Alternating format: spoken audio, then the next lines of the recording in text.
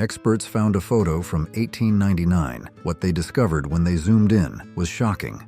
What happens when an antique expert stumbles upon a seemingly mundane detail in an old photograph, only for that detail to unlock a murder case thought long forgotten from over a century ago? This isn't just a dusty old photo. It's a gateway to an extraordinary story, a 125-year-old secret, a secret that has the potential to shake up how we view justice and loyalty in the Wild West. Let's meet Dr. Jon Thorne, an expert who has dedicated 15 years of his life to authenticating Old West artifacts.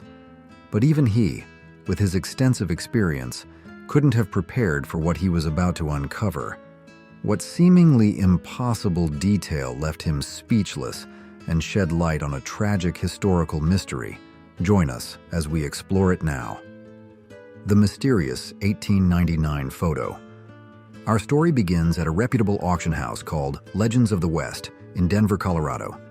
Among thousands of dusty old relics, a photograph unexpectedly emerged from the collection of a deceased Wyoming rancher. At first glance, it was unremarkable.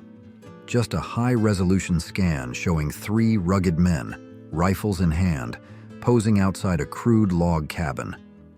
The handwritten inscription on the back simply read, "Hunters, Wyoming Territory, 1899. It looked like thousands of other frontier photos, depicting the harsh and solitary life of that era. But Dr. Jon Thorne wasn't just any observer. His keen eye was drawn to a detail that anyone else might have missed. He decided to zoom in on the Winchester rifle held by the man on the right, and in that moment, his breath caught in his throat. On the rifle's stock was an unmistakable silver inlay, a serpent eating its own tail, depicted with astonishing craftsmanship. This wasn't some random detail. It was a bespoke piece of artistry, so expensive it could have equaled or exceeded most men's annual income at the time. But what truly sent shivers down Dr. Jon Thorne's spine wasn't its artistic beauty, but that he had seen this very mark before. He had seen it in the Territorial Sheriff's Office case files. It was the unique marking of U.S. Marshal Everett Vance's custom-made Winchester, a rifle that had been reported missing from his body after his murder over a century ago. Do you think such a small detail in an old photo could completely change a historical case? Let us know your thoughts in the comments. The cold case of Marshal Vance. This discovery prompted Dr. Jon Thorne to dive into all records related to Marshal Vance's death. Official reports painted a grim picture of frontier justice gone wrong. On October 15, 1899, Marshal Vance was ambushed while escorting a prisoner on a remote Wyoming trail. 3 days later, both he and the prisoner were found dead by a cavalry patrol. The scene suggested a professional ambush. Vance's horse was found nearby, unharmed but riderless. More alarmingly, his badge, wallet, and his distinctive custom firearm, the rifle with the unique serpent inlay we just saw, were all missing. Territorial authorities quickly attributed the crime to the notorious Red Creek Gang, an outlaw group that had been terrorizing the area for months. But there was a haunting paradox. The Red Creek Gang was never apprehended. Despite extensive manhunts and significant bounties offered, they seemed to vanish without a trace into Wyoming's vast wilderness. The official case was closed within 6 months, joining dozens of other unsolved frontier murders in the territorial archives. Now, 125 years later, that missing rifle had resurfaced in a photograph. But something didn't quite add up. If this was evidence of a crime, why were the perpetrators posing so calmly in such a formal portrait? This question haunted Dr. Thorne and propelled him deeper into the mystery, the eccentric photographer, and the truth behind the photo. Determined to find an answer to this paradox, Jon meticulously examined every edge of the photo with a high-powered magnifying glass. Finally, he spotted a tiny but crucial detail, a small embossed logo in the bottom right corner. It depicted a raven perched on a camera lens, detailed despite its miniature size. He took the photo to Arthur Peaton, the auction house's semi-retired archivist, a man who had worked with Old West photographs for over 40 years. Arthur immediately recognized the mark. "That's Albert the Raven Finch," he said. Finch was one of the most talented, yet eccentric frontier photographers of his time. What made Finch special was his photographic philosophy. Finch believed that photography was a form of soul capture, that he was preserving spirits, not just images. And even more crucially for Jon, Finch kept meticulous diaries of every photo he took. The time, the people in the picture, why they wanted it taken, and even his observations of their state of mind. "If this is one of Finch's photos," Arthur explained, "then somewhere there's an exact record of who these men were and when this picture was taken." Fortunately, Finch's invaluable diaries were housed at the University of Wyoming, donated by his granddaughter about 20 years prior. After 2 days of sifting through dusty old volumes, Jon finally found the entry that made his heart pound. October 18th, 1899. Photograph taken at the request of 3 friends at their cabin workshop, 15 miles northwest of Laramie. Present: Silas, Jebediah, and Caleb Kane. A quick genealogical search through territorial records revealed the connection that changed everything. Caleb Kane was the younger brother of Marshal Everett Vance. Marshal Vance's real name was Everett Vance Kane. He had shortened it for professional purposes. Family feud and initial suspicions. Armed with this new information, Dr. Jon Thorne immediately delved into local newspaper archives. What he found painted a picture of family discord that had been very public in the weeks leading up to the Marshal's death. The local paper, the Laramie Boomerang, had extensively covered the story. The core issue was an inheritance dispute. The Kane family had inherited a large ranch from their father, but Everett, the Marshal, wanted to sell it off to invest in railway development. His younger brother, Caleb, on the other hand, was adamant about keeping the land and expanding their ranching operations. The dispute had escalated into public shouting matches, with witnesses reporting threats and bitter recriminations. "You're dead to me, Caleb," Marshal Vance was quoted saying after a particularly heated argument outside the bank. "You're no family of mine." The last time the newspapers mentioned the affair was 5 days before the Marshal's murder. The article stated, "The Kane family dispute continues to divide our community. Marshal Vance is reported to have vowed to dispute the inheritance in territorial court, while his younger brother swears to defend the family legacy at all costs."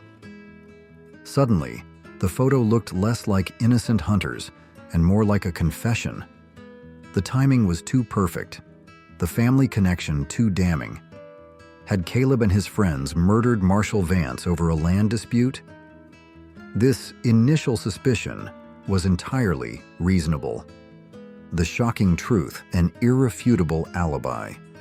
Determined to build a complete case, Jon began researching the backgrounds of Caleb and his friends, hoping to find evidence of criminal activity or violent tendencies. But instead, he discovered something that completely turned his theory on its head. Territorial records showed these 3 men were registered and exceptionally successful bounty hunters. In the 3 years prior, they had captured over 30 wanted criminals, earning a combined total of nearly $15,000 in bounties, an astronomical sum for the era. Their reputation for tracking and marksmanship skills was clearly documented in law enforcement records. More importantly, their work firmly placed them on the side of territorial law enforcement. They had worked directly with Marshal Vance on multiple occasions, helping him track down fugitives in Wyoming's vast wilderness. Several commendation letters in the territorial archives praised their professionalism and effectiveness. But it was a specific entry in the territorial court records that shattered Jon's theory entirely. On October 15th, 1899, the very day Marshal Vance was murdered, Silas, Jebediah, and Caleb collected a $500 bounty for the capture of Black Pete Morrison, a cattle rustler they had tracked to a hideout near Cheyenne. The court records bore the signatures of 3 different officials and were witnessed by dozens of townspeople. The timing was ironclad. The Kane brothers were 300 miles away from the crime scene, with dozens of witnesses to prove it. Jon stared at the contradictory evidence spread across his desk. The 3 friends, especially Caleb, had a clear motive to kill his brother. They possessed the skills and knowledge to orchestrate a perfect ambush. The photos seemingly showed them holding the murder weapon about a month after the case. But they also had the strongest alibi imaginable. They were in another town, in front of witnesses, performing their legitimate work at the very moment of the murder. If they had such a solid alibi, what do you think actually happened? Share your speculations in the comments. The mysterious missing period. Frustrated yet determined, Jon decided to map out the friends' entire bounty hunting careers. If they weren't the killers, perhaps their records would reveal some other connection to the case. What he found was another puzzle piece that didn't fit the picture he'd been building. The friends' bounty hunting records showed remarkable consistency. From 1896 to 1899, they were apprehending wanted criminals every 2 to 3 weeks, like clockwork. The longest span between their captures was 12 days, and that was during a particularly harsh winter when travel was almost impossible. But starting October 16, 1899, just 1 day after Marshal Vance's murder, their professional activity simply ceased. No bounties were collected, no warrants filed, no communication with territorial authorities. For 2 straight months, Wyoming's most productive bounty hunting team went completely silent. Their work resumed on December 20th, 1899, just 3 days after Finch took their photo. They immediately returned to their previous regular pattern of captures, continuing their successful careers for several more years before retiring to ranch. This period of professional inactivity made no financial sense. The Kane brothers had earned significant income from their bounty hunting, far more than most other frontier professions. To simply stop working for 2 months at the peak of their success was completely illogical, unless they were doing something else entirely. Something that required all their tracking skills and knowledge of criminal behavior, but wasn't part of their official duties. The key discovery: Tracker the Bloodhound. 3 weeks into his intense investigation, Jon was ready to present his findings to Julia Morrison, the auction house director. His story was compelling but incomplete, full of tantalizing connections that didn't quite coalesce into a coherent narrative. Julia questioned Jon about spending so much time on what seemed like a routine authentication. Jon spread his research across the conference table. Newspaper clippings, bounty records, the photograph, genealogical charts, and court documents. He began. The rifle in this photo belonged to a murdered U.S. Marshal. The 3 men are friends, the one on the right being his estranged brother, a man who had both motive and opportunity to kill him. Yet all 3 had rock-solid alibis for the time of the murder. "So, what's your conclusion?" Julia asked. "I think they were working outside the law," Jon said. They couldn't have committed the crime because they were 300 miles away, but he pointed to the gap in their bounty hunting work. The 2 months they vanished from all official records. "I think they were tracking the real killers." "That's a huge leap," Julia said skeptically. "Based on what evidence?" Jon zoomed in on a detail he'd been studying for days: a calm, seated figure next to Silas Kane in the photo. Higher resolution showed it was indeed an animal. "It's a dog," Jon said, pointing to the barely discernible shape. "A bloodhound, from the look of its ears and posture." Julia squinted at the photo. "So they had a dog. That's not unusual." "But this isn't just any dog," Jon continued, pulling out another document. "I found Marshal Vance's personal property inventory. He owned a bloodhound named Tracker, described as uncommonly loyal, taking orders from no one but Marshal Vance, refusing food from strangers." He showed Julia a newspaper article from 1898. Marshal Vance's bloodhound Tracker has assisted in 17 captures in the past year. The animal is renowned for its exceptional loyalty and its refusal to work with anyone but the Marshal himself. After the murder, Tracker vanished, Jon explained. The cavalry patrol that found the bodies reported no sign of the Marshal's dog. Everyone assumed it had been killed or had run off into the wilderness. Julia leaned forward, examining the photo more closely. "Are you saying this is the same dog?" "Look at its posture," Jon said. "It's not cowering or wary like a wild animal. It's sitting calmly, completely at ease. This is a dog that knows and trusts these men." And given its legendary loyalty to Marshal Vance, the implication hung in the air between them. Loyalty, beyond discord, family justice.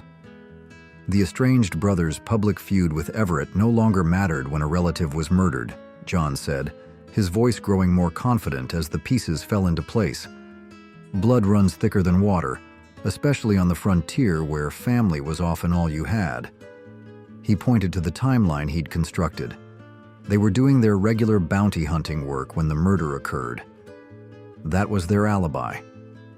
But the moment they learned Caleb's brother was dead, they dropped everything else. No more official bounties. No more work with territorial authorities. "They went rogue," Julia said, understanding dawning in her voice. "Exactly."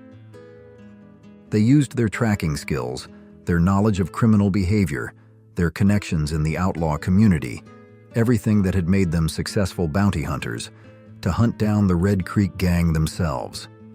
Not for money, not for official recognition, but for family justice. Jon showed her the photo again, but now every detail told a different story. This isn't a trophy shot of killers. It's a commemorative photo of men who completed a mission. Look at their faces. They aren't celebrating. They're exhausted, relieved, and the dog proves it. Julia added, "If they had killed Marshal Vance, his legendary loyal Bloodhound would never have accepted them. But if they had avenged his death, Tracker would have recognized them as family," Jon concluded. The dog's presence and demeanor in this photo were the strongest evidence that these men were on the side of justice. The rifle, he explained, wasn't stolen evidence of a crime. It was a recovered heirloom. The Kane brothers had likely retrieved it from the Red Creek Gang after hunting them down, returning the deceased brother's most prized possession to the family where it belonged. Investigation results and historical legacy. The auction house immediately postponed the sale while Jon documented his findings. The story was too important to rush, and the historical significance too great to ignore.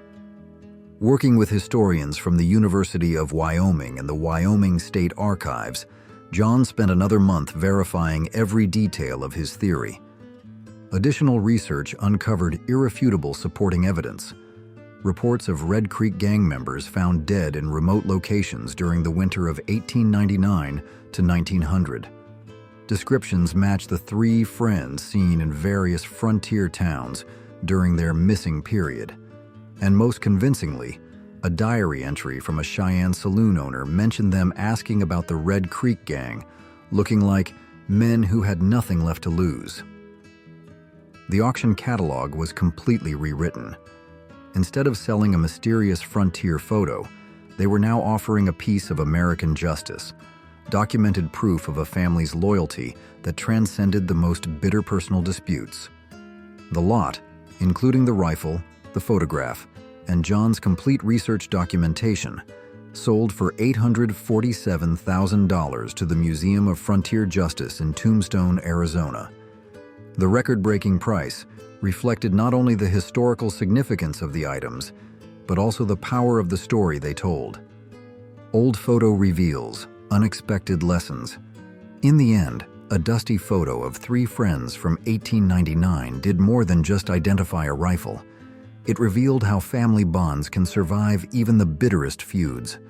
This story shows parallels with many other cases where photographs were initially misunderstood or intentionally faked, but later revealed deeper truths. The Cottingley Fairies, 1917. Two young girls, Elsie and Frances, created fairy photographs using cardboard cutouts, which Sir Arthur Conan Doyle believed were supernatural evidence. Although they later admitted it was a hoax, Frances maintained belief in the last photo's authenticity. This is an example of how people can want to believe in the extraordinary, and how a prank can become a public mystery. The Coulter family photo, 1950s. A seemingly disturbing family photo with strange facial features, but after investigation, it was revealed to be a touching story of generational isolation, survival, and hidden talent, with the mother creating complex fractal patterns through weaving. This story also overturned initial judgments to reveal a profound human truth about a family protected by its community. The 1863 photo and the fake fossil, an 1863 photo, showed men posing with the skull of a beast that couldn't exist. Initially considered a hoax, investigation revealed a corporate conspiracy behind the scenes, where the reputation of a talented scientist was ruined for profit. Ultimately, the truth was exposed, and the legacy of the wronged individual was restored. These stories teach us that initial biases can obscure the truth, and the pursuit of integrity will always find the light. Are we too quick to judge and misunderstand others, especially when looking at stories from the past? What about this story surprised you the most? And do you think old photos in your own family might also be hiding untold stories? Share your thoughts. From a tiny detail in a photograph, a 125-year-old mystery was unraveled, revealing an extraordinary tale of justice and kinship. The photo stands as a testament to the power of loyalty and how hidden stories can change how we perceive history. Around 1880, a woman in lingerie poses in a saloon, an image of dance, desire, and gambling-fueled escapism. Around 1900, women kneel to ask husbands' forgiveness, a revealing tradition rooted in the rigid gender roles of the Wild West. Captured at 14, Olive Oatman endured loss and captivity. Her Mojave tattoos became symbols of survival in frontier history.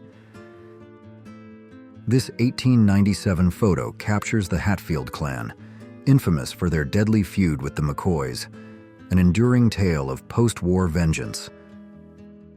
4 frontier women pose with horses near a humble home in 1885, elegant figures against the rugged Wild West backdrop. Around 1890, Pawnee Bill and wife May pose proudly. Her medals and rifle showing skill matched his fame in the arena. In 1899, 3 women in elegant dresses pose downtown, capturing the charm and social life of post-church Sundays in Texas. Texas cowboys pose proudly before a massive cattle drive, showcasing their vital role in shaping Wild West ranching around 1901. In 1898, Virginia City, Nevada, Dead-Eye Dick stands with friends, capturing the lively, gritty charm of a Wild West saloon. Between 1912 to 1915, a native couple rides horseback through Glacier National Park, baby and cradleboard, travois trailing through breathtaking terrain. Around 1903, women play billiards, capturing a rare, rebellious moment that challenged the gender norms of the early 20th century. Around 1891, Native American women gather inside a roofless tent, sharing moments of community within simple, enduring shelter. Around 1900, gamblers focus intently at Bisbee's Orient Saloon. Cards, chips, and risk define this classic Wild West pastime. Telluride's Cosmopolitan Saloon buzzed in 1905. Gambling, whiskey, and bold bets made it a hotbed of risk and mountain fortune. In 1875, Austin, Texas, wagons and pedestrians fill Congress Avenue. Wood and brick buildings reveal the city's rising frontier energy. The Hatfield family, armed and intense in 1897 West Virginia, posed together. Men ready for conflict, women and children held close.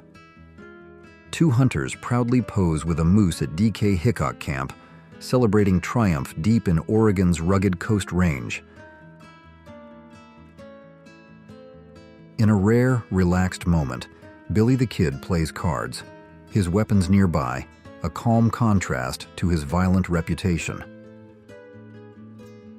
A 21-year-old James Wild Bill Hickok poses in Kansas, already serving as a lawman in Monticello Township, 1858. Wyatt Earp, famed for the OK Corral shootout, later lived quietly in Los Angeles, inspiring early Western Hollywood films. Dominic O'Malley, the cowboy poet, sits for a portrait in 1896. His verses captured the soul of frontier life. This 1890s gang photo shows men fated for tragedy. Only 2 of 11 members lived to see the 1900s.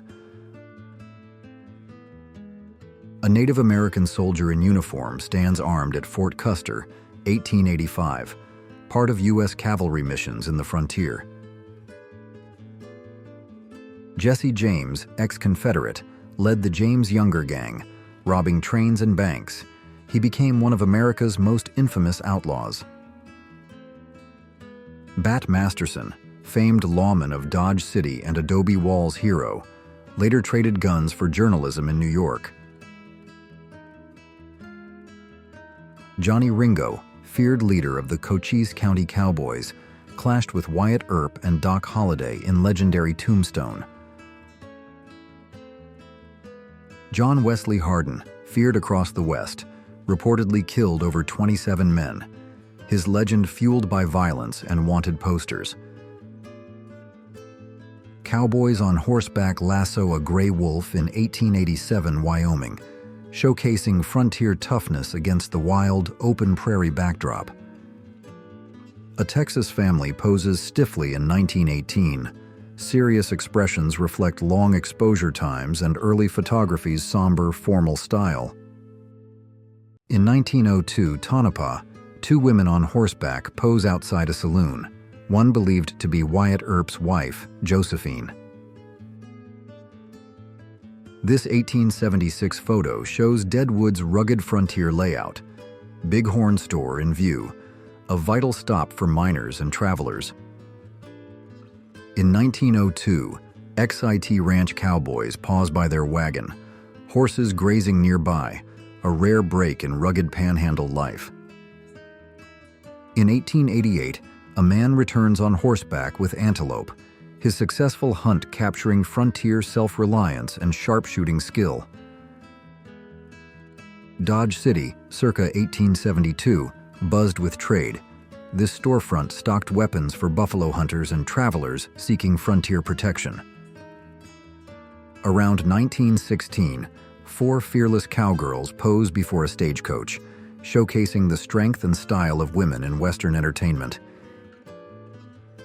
In 1889, Sioux City travelers crowd into a horse-drawn carriage, eager for adventure at the famed Great Hot Springs.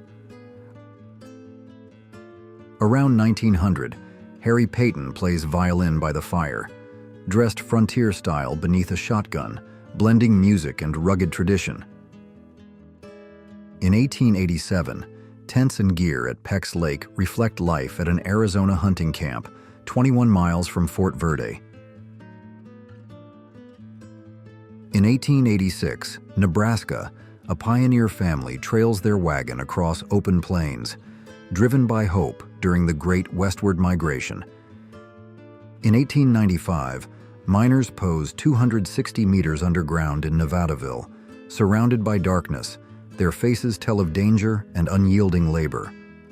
Do you think life back then was harder or simpler than today?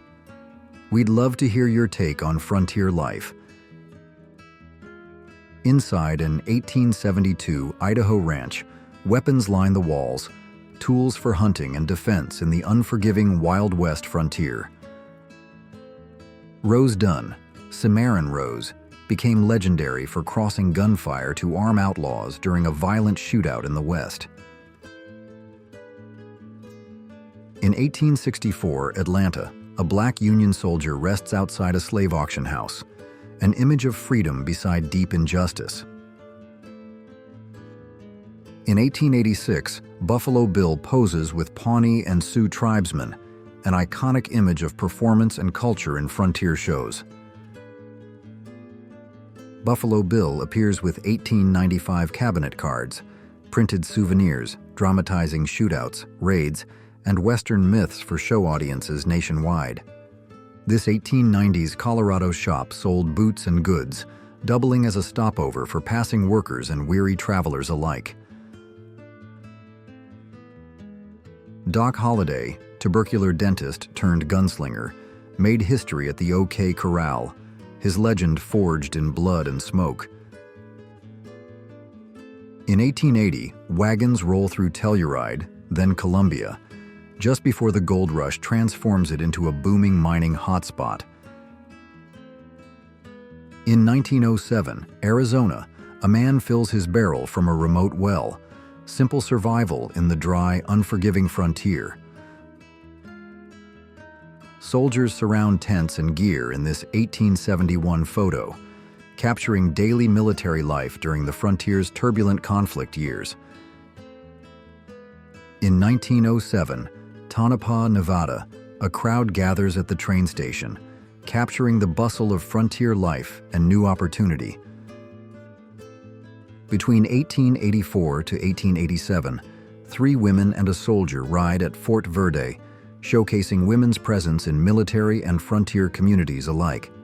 Circa 1890, 5 hunters in the Dakotas display birds and dogs, offering a glimpse into frontier sport and survival. This 1873 image shows a humble mission church in Zuni Pueblo, its architecture echoing early religious roots of Western expansion. Around 1905, a lone prospector sits before his floating shack, symbolizing the resilience and rough living of Western gold seekers. Between 1887 to 1892, wagons haul goods through the Black Hills, lifelines for isolated frontier communities in rugged Western terrain. A man chisels a wooden cross at Custer Battlefield, honoring Lieutenant Crittenden's courage during the 1876 Little Bighorn Battle. In 1886, Charles Meeks poses with his horse and rifle, symbolizing the grit and duty of youth on the frontier. A Nebraska family stands outside their humble home, Solomon Butcher's lens capturing hardship, grit, and pioneer spirit between 1886 to 1891. Miners with picks and shovels dig in Columbia, California, risking everything for a chance at riches during the gold rush. Cowboys gather at Ox Ranch in 1886 for dinner, a rare break in their hard life on Texas cattle land. In 1888, engineers and surveyors chart rugged land with basic tools, pioneering railroads that stitched the Wild West together. The Cosmopolitan Saloon in 1872, Yosemite Valley served as a rustic gathering place, its wooden build echoing the mountain surroundings. Photographed in 1871, this Yellowstone tribe family lived in Idaho's mountains, surviving by hunting wild sheep in remote terrain. Around 1900, a Kansas taxidermy shop displays bison heads, symbols of commerce to settlers, sacred lifeblood to native tribes. Annie Oakley, famed sharpshooter, rose to stardom at 16, outshooting men and captivating Wild West show crowds for decades. Men gather for a simple meal beside a wagon in 1900 Texas, capturing the rugged routine of field labor life. Dallas Stoudenmaier, a fearless lawman, earned notoriety with his guns, buried in Texas with legend intact. In 1907, First Street in Luling, Texas bustles with wagons and walkers, downtown alive with commerce and community pride. In 1902, cowboys lounge in a Dallas saloon, lamplight, polished bar, and laughter set the scene for frontier storytelling. A Crow soldier of Troop L stands proud at Fort Custer, 1892, where Native identity met frontier military duty. In 1894, Alaska, men in animal skins pose outside the Chilkat post office, pelts hanging, commerce rooted in survival. In 1903, Tonopah, Nevada, miners and merchants fill the streets, capturing the energy of a town born from gold fever. In 1870, a Mormon wagon train crosses Echo Canyon. Families in search of freedom and faith shape the American frontier. General Custer stands with 3 Native scouts outside his tent, an image of uneasy alliances during the Yellowstone expedition's tense days. This 1869 image shows Wyoming's Green River Station, a crucial hub for freight, passengers, and expansion into the vast West. In 1896, Montana, 3 horses, 2 with travois, carry supplies and a child, showcasing indigenous methods of transport on open land. In 1875, a proud hunter's trophy-filled wagon turns heads on 16th Street, highlighting Denver's blend of grit and commerce. Which tradition or detail surprised you the most from these images? Was it the gambling, the stagecoaches, or something more unexpected? In 1873, Utah, a Native American stands atop a timber watchtower, keeping vigilant guard over the forested Wasatch Wilderness below. Around 1902, cowboys gather on the Texas plains, sharing breakfast beside a chuck wagon after long days on horseback. Military Plaza bustles in 1887 San Antonio, wagons, vendors, and townsfolk trading goods in the Wild West's commercial heart. In 1880 Oregon, a man proudly displays his game, highlighting the era's rugged hunting culture and frontier self-sufficiency. In 1908, Montana, 4 Atsina warriors on horseback surveyed distant tents, capturing the tense calm before conflict on tribal land. Circa 1900, cowboys and horses gather near Dodge City's water source, reflecting the town's key role in Western cattle trade. Around 1900 near Lexington, Kentucky, children ride to class in a wagon, an early solution before the era of school buses. In 1866, wagons and townsfolk swarm Virginia City's Wells Fargo office, capturing the chaos and commerce of the mining boom. San Antonio's Commerce Street thrives in 1892. Vendors, carriages, and pedestrians animate this snapshot of a booming South Texas city. In 1890, Santa Fe, saloons and shops line the road, bustling with trade in a key southwestern city of the frontier. In 1908, Jackson, Wyoming, cowboys crowd a rustic bar. Hats, laughter, and rugged decor fuel the town's Wild West soul. In rural 1907 Texas, children of all ages gather outside a one-room school, education in its most modest, determined form.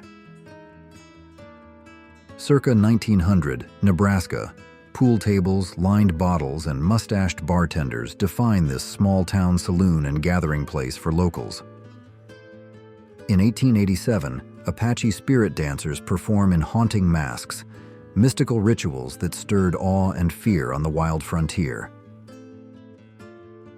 Between 1885 to 1890, immigrants crossed Texas in ox-drawn wagons, families chasing new beginnings across the dusty trails of San Angelo. In 1907, Adele Von Ole Parker stuns Wild West crowds. Her equestrian brilliance made her a key act in Buffalo Bill's show. Mounted and resolute in Bonham, Texas, black cowboys pose proudly, embodying grit, pride, and strength in the face of history. In 1898, Jerome, Arizona, Jenny Boner stands proudly at her bordello, once the richest woman in the territory, dressed in black. In 1880, Montana, the Bob Saloon welcomes dusty travelers, log walls echoing with beer, business, and bold frontier stories. In 1913, Kosciusko, Mississippi, child laborers in cotton mills endure long days, faces of early industrial hardship in the Deep South. This 1900 photo reveals Morency's thriving copper mine, an emblem of Western ingenuity and the rise of desert industrialization. In 1875, Jim Hawkins poses with rifles, founder of Company D. His image reflects the fierce law of Texas's wild frontier. At King Ranch in 1890, 5 Texas Rangers raise rifles, ready, vigilant, and embodying the law's rough edge in the West. Pine Street bustles in 1881. Abilene, lined with saloons, shops, and wagons, it buzzed with cowboys and traveling traders. Circa 1900, Lucille Mulhall stuns crowds at the 101 Ranch, mastering horses and lassos as one of America's first cowgirls. In 1890, North Carolina, horses are exchanged mid-patrol, vital to keep Western expeditions moving across vast, rugged terrain. In the 1890s, a man and his loaded burro traversed the Oklahoma plains, searching for fortune during the land rush. Around 1897, miner George Carmack stands proudly with signature mustache, framed by a wooden cabin and frontier determination. Wagons rot and buildings collapse in this abandoned 1865 Wyoming town, its eerie silence echoing the forgotten dreams of pioneers. Between 1895 to 1896, students and teachers pose at a Nevada mining camp school. Simple structure, powerful symbol of Western perseverance. Circa 1880, a man dances at gunpoint in a rustic bar, capturing the Wild West's brutal humor and lawless spirit. Circa 1880, water gushes from an artesian well in Kern County, marking victory against drought in California's parched land. Gilt Edge, Montana, in 1905, miners' shops, hotels, and tethered horses capture the rhythm of a quiet, hard-working Western town. Near Sturgis, in 1888, a lone cowboy on horseback symbolizes the rugged independence of life on the Western frontier. Captured by John C.H. Grable, Native Americans skin a bovine, showcasing essential hunting and food practices on the Western frontier. In 1873, Sheridan, Kansas, hunters lived in improvised homes, functional dwellings for those chasing bison across open plains. This early 1900s restaurant in Renton, Washington, features wooden architecture, simple, sturdy, and typical of Western small-town construction. 4 men walk Eureka's dusty streets in 1900.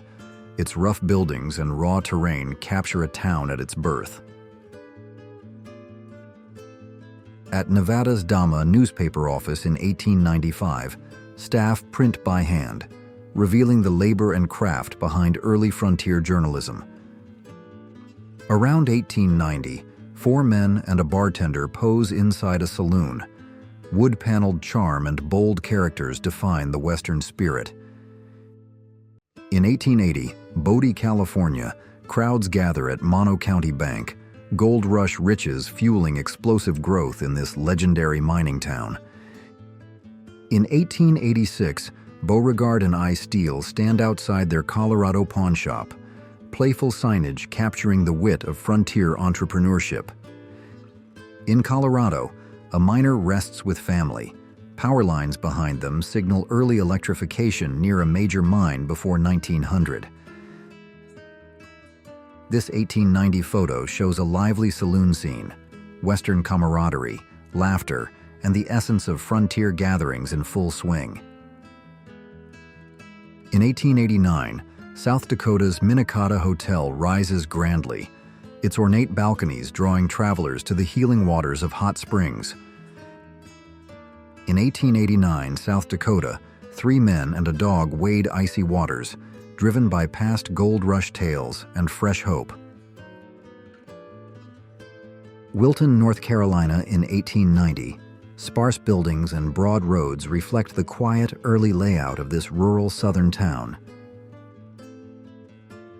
General W.J. Colby stands armed in 1899, his Mauser carbine a symbol of grit during the fierce battles of the Boer War.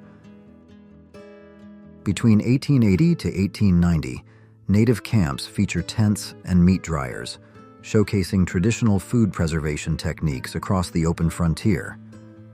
In 1874, Utah, a Native American boy poses with his dog, reflecting the deep bond between indigenous families and their animals. In 1905, Native American chiefs pose on horseback, armed and adorned, representing both cultural pride and resistance to colonization. Between 1887 to 1892, cowboys rope a buffalo mid-hunt, capturing the fierce pursuit that fueled the animal's tragic decline on the plains. Around 1900, a traction engine hauls freight through the Mojave Desert, engineering strength driving progress across unforgiving western terrain. Have you ever visited a real Wild West town or historic site? Share your experience. We're all ears. On May 14, 1862, African Americans gather in Virginia, freed yet displaced, caught between freedom and uncertainty during the Civil War. In 1873, near Camp Apache, armed Coyotero warriors stand proudly, spears and bows in hand, fierce symbols of indigenous resistance. In Cotulla, Texas, Rangers pose proudly in 1887, legendary lawmen whose exploits filled dime novels and defined frontier justice. Between 1887 to 1892, Native leaders meet U.S. authorities, an image of uneasy negotiations during the West's rapid territorial expansion. In 1875, Utah, LDS missionaries baptize Paiute Native Americans, reflecting spiritual outreach during the complex wave of westward expansion. Circa 1895 in Creede, Colorado, passengers crowd the platform, railroads fueling frontier growth and linking remote towns to the nation. In 1908, Kansas, a family rides in a covered wagon, their young son, rifle in hand, prepared for frontier survival. This 1888 photo shows a modest Dakota ranch house, its simple wooden frame echoing the resilience of early frontier settlers. In 1899, Alaska, Courtney's tent store and post office serve Klondike-bound prospectors braving the frozen trail to gold fields. In 1903, wagons and rope-guided travelers brave a Colorado River crossing, ingenuity and grit powering westward movement through tough terrain. In 1871, cowboys and Native Americans pose together, symbolizing a rare, peaceful moment amid the hardships of the untamed West. Between 1900 to 1905, 3 miners gather at a loaded wagon in Goldfield, symbolizing the nonstop hustle of Nevada's booming gold frontier. Alaskan gold miners brave freezing conditions in 1898, posing proudly as they chase fortune in the rugged Klondike frontier. In early 1900s, Webb, Kansas, wagons and walkers fill the street. Small shops signal rising trade in a growing prairie town. This bustling late 1800s grocery store offers meats, cigars, and liquor, its doorway alive with constant loading and local trade. Between 1880 to 1910, cowboys rest beside supply-laden wagons, capturing the quiet, rugged rhythm of daily life on the Western Trail. Between 1890 to 1900, Lion Well in the Colorado desert serves parched travelers, where even water became a precious commodity for survival. Founded in 1854, the H.N. Brown Store stocked essentials, serving settlers and miners in the ever-expanding American West. Circa 1900, miners relax inside the Yellow Aster Saloon. Wood, canvas, and whiskey, offering escape after long, dusty shifts underground. In 1889, Hunter Art Pullum stands ready in West Union, his gear telling the story of daily survival in the frontier. Circa 1875, a man develops photos in Utah, revealing the delicate, hands-on artistry of early Western photography. Between 1880 to 1910, a four-horse wagon rolls through Dodge City, a classic image of Western transport and bustling frontier life. Cowboys rest along Montana's Yellowstone River. Makeshift pots and fires reflect the humble, rugged routines of frontier camp life.